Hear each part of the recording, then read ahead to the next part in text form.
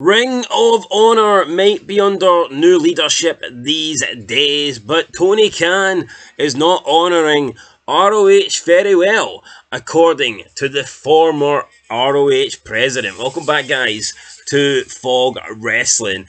And during John Aritsi's Mat Memories from Madison Square Garden podcast, former Ring of Honor owner Gary Sulkin was talking about the current state of Ring of Honor, and he doesn't think that Tony Khan is doing a good job. Now, I'm actually going to defend Tony Khan here for a wee bit. I don't think he's doing a good job either, but I think Ring of Honor can't really be successful in 2024.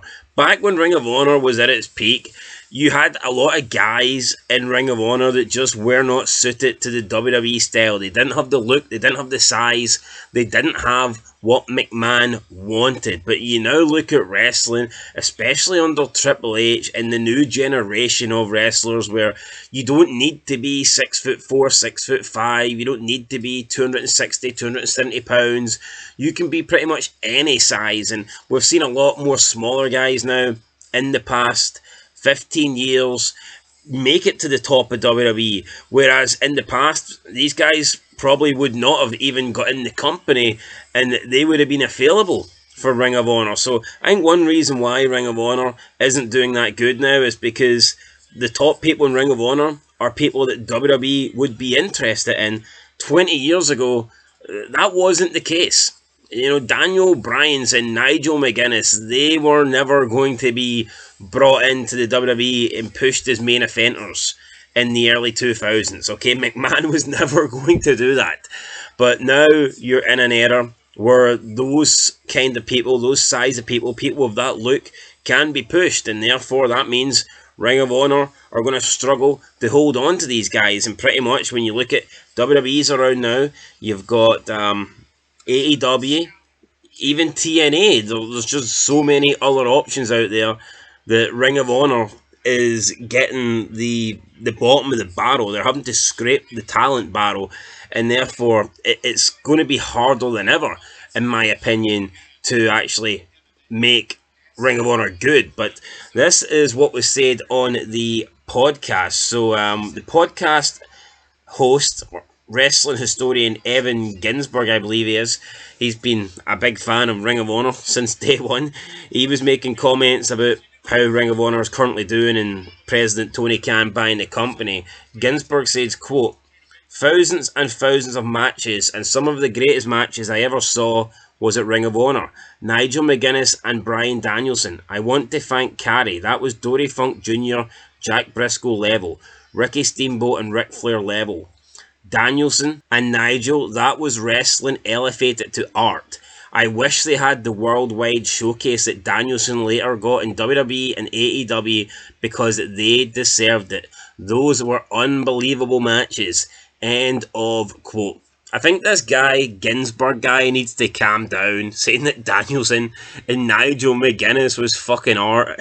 It was two small guys wrestling in a ring, probably going for like an hour every night. You know, two guys that are not larger than life, two guys with no personality, no charisma.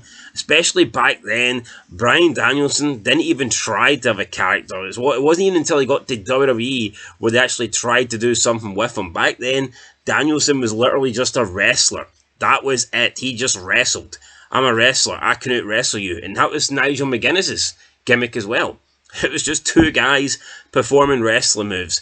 That's not art, okay? It's really not, but this guy seems to think it is. And then Gary Sulkin says, quote, "Ring of Honor of that era tried to show some respect to professional wrestling.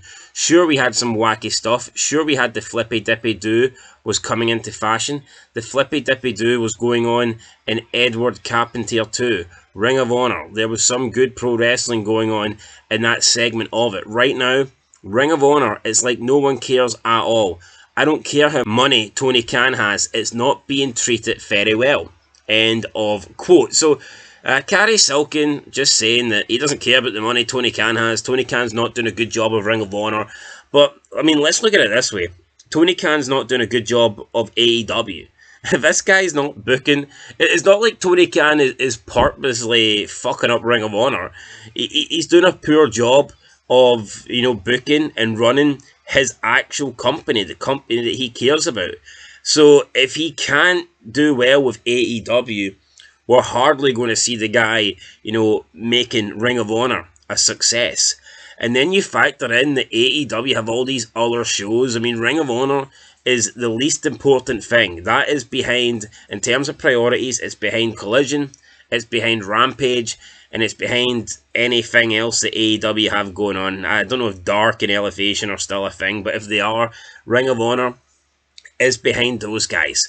And like I said, you look at wrestling now, you look at how many shows AEW have got, you look at WWE and NXT and the Performance Center, you look at TNA, you look at Mexico and Japan. There is so many companies that if you're good, you're going to be somewhere else. You're not going to be in Ring of Honor. So right now, Ring of Honor literally have shit. They don't have anybody. The good people in wrestling, even if they're small, even if they're 5'6", and they work that Ring of Honor, style, that pure wrestling style, or the flippy dippy style, or whatever style Ring of Honor wants to use, there's other companies out there. Like I said, it's not 2005 where Danielson wasn't wanted by WWE and the small guys weren't wanted by WWE. WWE are taking those guys now. So, I mean, Ring of Honor can't get them. If there was no AEW, and if WWE still lived in an era where they wanted the big 6'4" guys that were pushing 300 pounds, then you think of the amount of people that would literally probably be in Ring of Honor right now. There is so many. Even on like the main roster, someone like a Carmelo Hayes would maybe be in Ring of Honor just due to his size. You've got like people like Santos Escobar.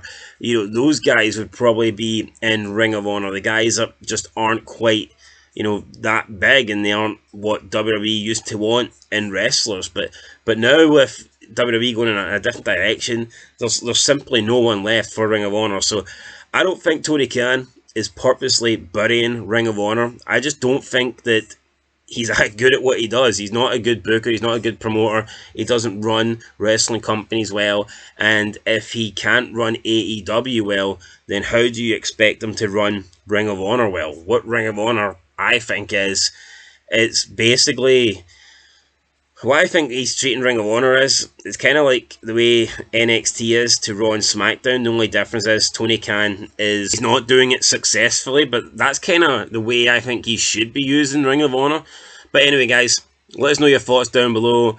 Ring of Honor, yes, it's not being treated very well, but I mean, I'm not convinced if someone else had Ring of Honor. I doubt it would be thriving.